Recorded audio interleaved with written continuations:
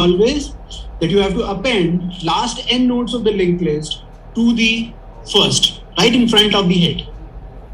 So let me take an example. So if this is the linked list which is given to you, and if the value of n is 3, so you have to take these 3 elements and you have to bring them to the front, and this is the output linked list that we should have.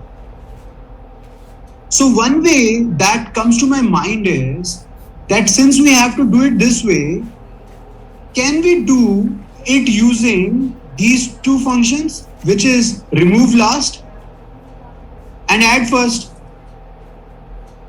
Can we do it using this? I suppose we can do that. So first we remove 5, bring it to the front. Then we remove 4, bring it to the front. Then we remove 3, bring it to the front. Would this solve? I think it would, right? So this is 1 and 2. We are removing the last element, bringing 5 over here. Then we are removing the last element, bringing 4 over here. Removing the last element, which is 3, bringing it over here. So I am saying that you are doing this n times. But the time complexity would be order of n square, because you are traversing the whole linked list to remove the last element, and then you have to add it in the front. And this you are doing n times. So this is clearly order of n square. Can we do it in less time? Let's try to find out.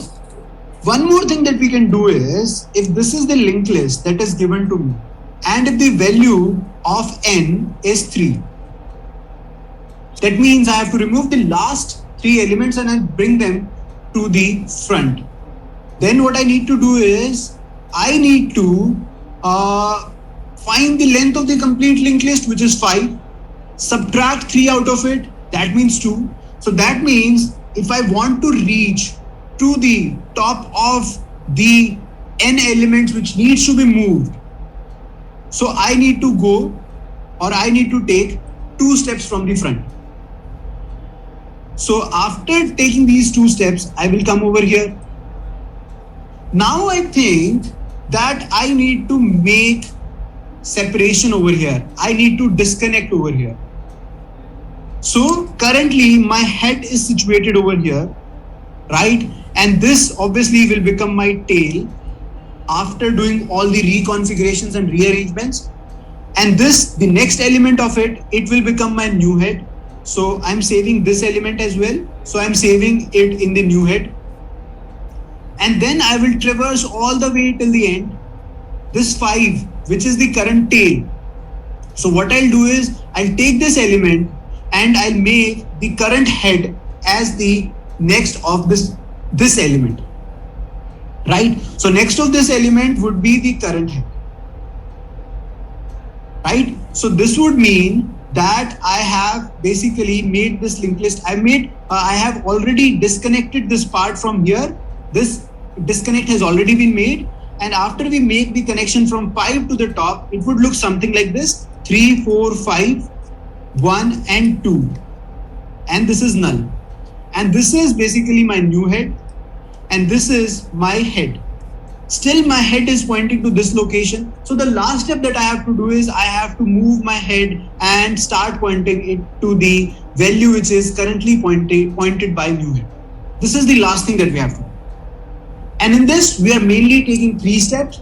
First is taking n minus m steps, or you can say if there are n steps, if there are n nodes from the last which needs to be moved ahead, so I am taking length minus n steps. That's the first thing that I am doing. Then what I'm doing, I'm finding new head. Then I'm locating the tail. Using the tail, I'm connecting to the current head. And then I'm making the new head as the current head. So these are the 3 steps that I'm taking. And these are very sequential in nature, and the time complexity for this would be order of n. And the space complexity for this would be order of 1. I hope you understand the space and time complexity, and how you have got the complete idea.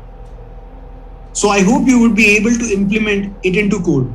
Thank you.